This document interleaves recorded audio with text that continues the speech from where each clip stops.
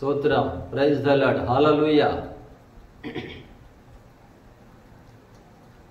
స్తోత్రం. Praise the Lord. Hallelujah. దేవునికి మహిమ కలుగును గాక. అనుదినము దేవుని వాగ్దానాలను వీక్షిస్తూ దేవుని సన్నిధిలో ఎంతగానో బలపరచబడుతూ అలాగనే మా కొరకును మా పరిచర్య కొరకు ప్రార్థన చేస్తున్న దేవుని బిడ్డలకు నెమలి షాలేము సంఘపక్షముగా శుభములు వందనాలు తెలియపరుస్తున్నాం. ప్రియులారా, ఈరోజు చక్కని వాగ్దానాన్ని దేవుడు మనతో మాట్లాడుతున్నాడు. కీర్తన గ్రంథం 37వ కీర్తన 4వ వచనంలో ఓ చక్కని మాట దేవుని వాక్యం ఇలాగ సెలవిస్తుంది.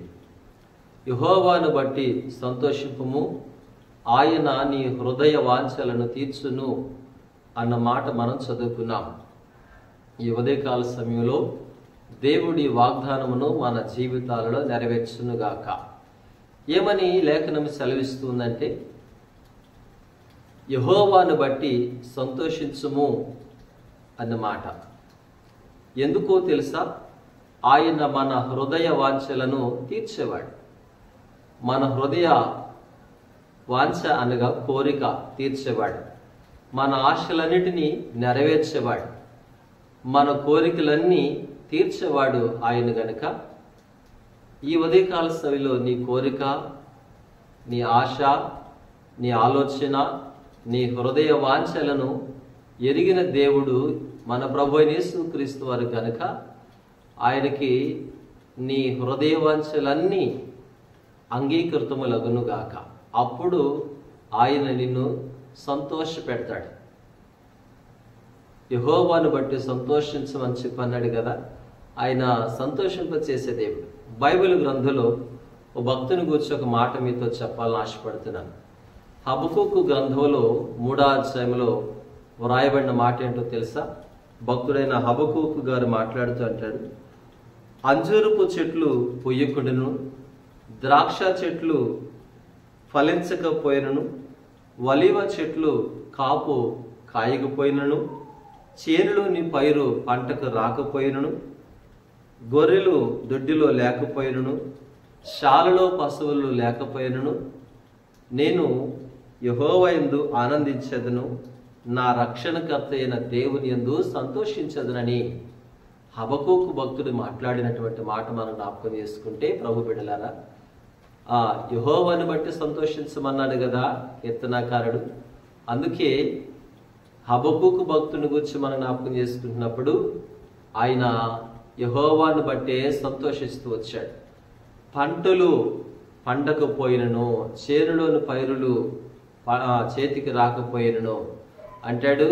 అంజూరపు చెట్లు, ద్రాక్ష చెట్లు, ఒలీవ చెట్లు ఏది కాపు కాసినా, పూత పొయ్యకపోయినా, ఫలించకపోయినా కూడా ఎక్కడుంది సంతోషం అంటే మన దేవునిలోని సంతోషం.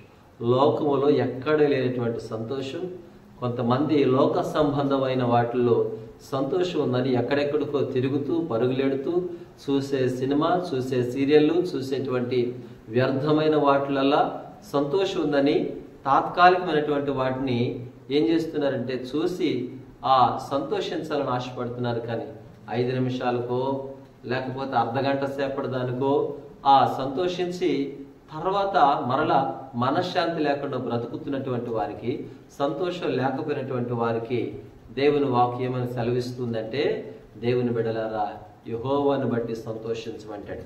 అందుకే భక్తుడైన పౌలు గారు అంటాడు, ప్రభువునందు ఆనందించుడి, మరలా చెప్పుదును ప్రభువునందు ఆనందించుడి అని పౌలు గారు మాట్లాడుతూ వచ్చారు కదా. కాబట్టి ప్రభులోనే నీ సంతోషం, ప్రభులోనే నీ ఆనందం, ప్రభువునందే నీ అతిశయమై ఉండాలని దేవుని పేరట జ్ఞాపకం చేస్తున్నాను దేవుని సేవకునిగా.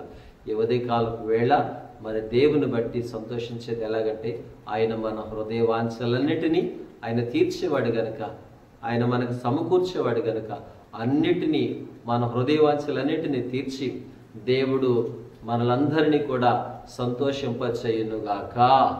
ఆమేన్. ఆశ్చర్యుడా, మీకు వందనాలు. ఉదయకాలపు వేళ మాకిచ్చిన నీ వాగ్దానం విలువైంది, శ్రేష్టమైంది. నీ మాట చొప్పున మేము చేసి మీలో ఆనందించి సంతోషించే వారముగా మమ్మల్ని బలపరుస్తున్నామని యేసయ్య పేరట వేడుకొనుచున్నాం పరమ తండ్రి, ఆమేన్. తండ్రి, కుమార, పరిశుద్ధాత్మ త్రియేక దేవుని దీవెన ఇప్పుడు ఎల్లప్పుడు సదాకాలంతోడే నడిపించునుగాక. ఆమేన్. అందరికీ ప్రభునామములో వందనాలు.